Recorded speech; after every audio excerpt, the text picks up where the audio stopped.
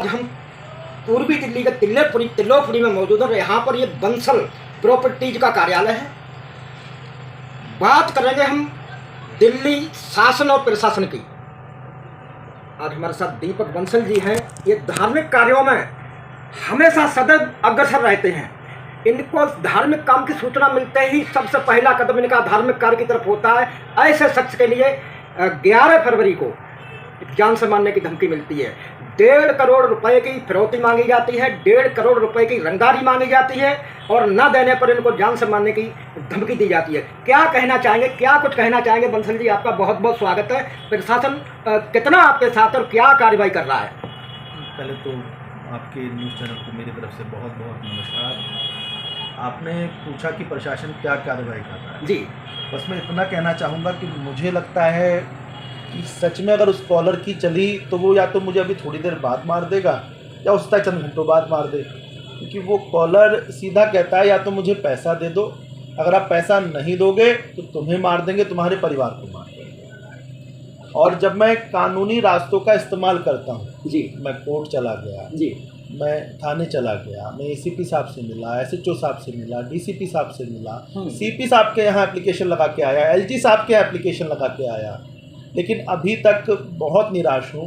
11 तारीख से लेकर के आज 6 तारीख हो चुकी है। 2 महीने होने जा रहे हैं, लगभग महीना पूरा होने जा रहा है साहब। 11 तारीख को महीना पूरा हो जाएगा। अभी तक किसी भी तरीके की कोई भी कार्यवाही किसी भी तरह से नहीं हुई है। अब मैं क्या करूं, मेरी समझ में नहीं आ रहा है।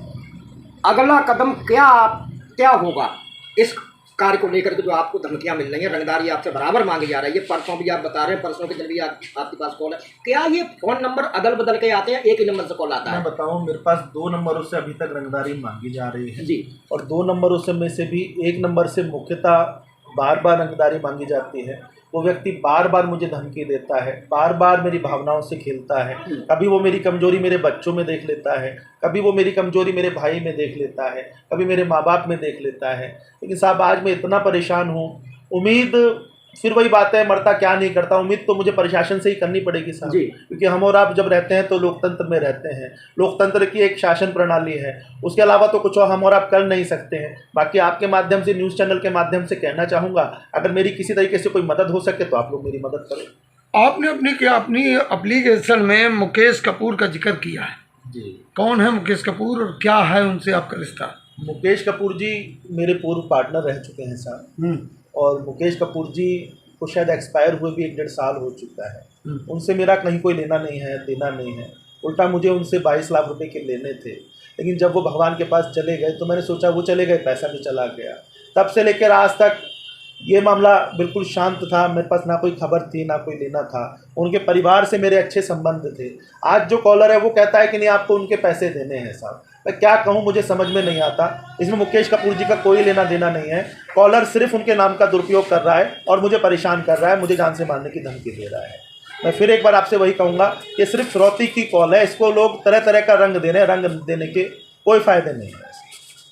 दूसरी चीज़ ये है, मान लीजिए हो सकता है मेरा आपका कोई लेन देन हो, तो आप जान से मार दोगे बंदे को?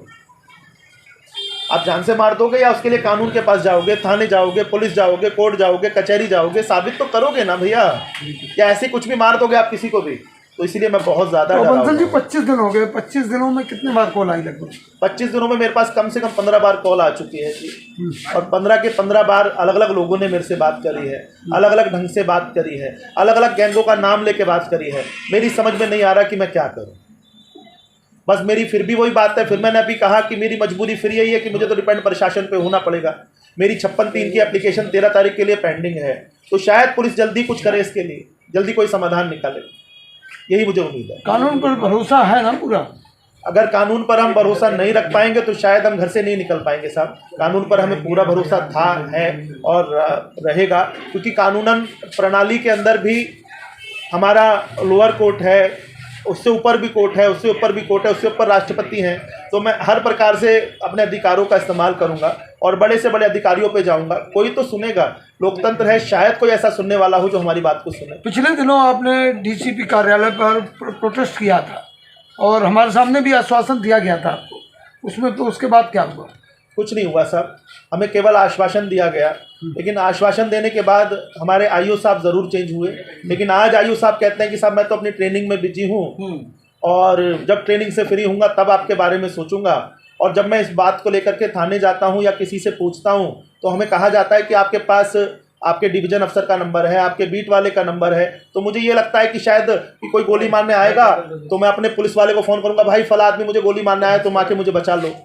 तो एक तरीके से हमारी जान माल के साथ तो खिलवाड़ हो रहा है सर, और कुछ नहीं हो रहा। कहीं कोई आश्वासन काम नहीं कर रहा है। आश्वासन हमें सभी लोग देते हैं, लेकिन ना तो कोई हमारी सुरक्षा का प्रबंध करता है, ना ही कोई आज उन मुजरिमों को पकड़ता है। हमें दूसरी शब्दों में कहूँ तो ऐसा नहीं लगता कि हम दिल्ली शहर में रह रहे हैं, हमें सच में ऐसा लगता है कि हम कहीं बीहड़ में रह रहे हो जहाँ कानून नहीं होता है। सवाल ये है बंसल जी कि आप जैसे लोग रसूखदार लोगों के साथ इतनी बड़ी मुश्किल है, आम जनता को कितनी होती होगी?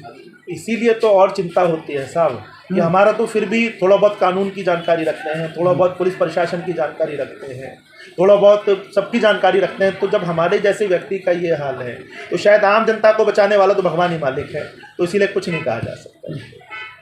तो ये है दीपक बंसल जी, और ये धार्मिक कामों में, नेक कार्यों में बड़ा आस्था रखते हैं। और इनका जो परिचय है वो हम आपको बता देना चाहते हैं। आप सुन रहे होंगे, हमारे चैनल के माध्यम से आप सुनेंगे। इनका परिचय जो है सीपी से लेकर के और एक थाने के एसएचओ तक है, वो है थाना मयूर विहार फेस 1। जब ऐसे नेक कार्य करने वाले व्यक्ति को बराबर जान से मारने की धमकियां मिल रही हैं, बराबर 1.5 करोड़ रुपए की रंगदारी मांगी जा रही है। पिछली 11 फरवरी से आज 25 दिन में 15 बार इनको धमकियां मिल चुकी हैं, 15 बार इनसे रंगदारी मांगी गई है। अब देखना आया है, अभी 2 दिन जस्ट पहले हमें खुद, जब हम इनका इंटरव्यू लेने डीसीपी कार्यालय के सामने पहुंचे हैं तो एसीपी ने आके खुद हमको आश्वासन दिया था कि आप भाई साहब अभी ठहर जाइए, मैं पूरी कार्रवाई कराऊंगा और एसएचओ आने वाला। लेकिन अभी तक एक तरफ इनकी गर्दन पर छुरी लटकी हुई है, पता नहीं कब कौन सा कदम इनका पड़े जहां पर इनको गोली लग जाए। वहीं पर एक दिल्ली, पूर्वी दिल्ली का प्रशासन पता नहीं एक बहुत बड़े हादसे का इंतजार कर रहा है। हम आपको ऐसी तमाम छोटी बड़ी खबरें बराबर दिखाते रहेंगे, देखते रहिए GM।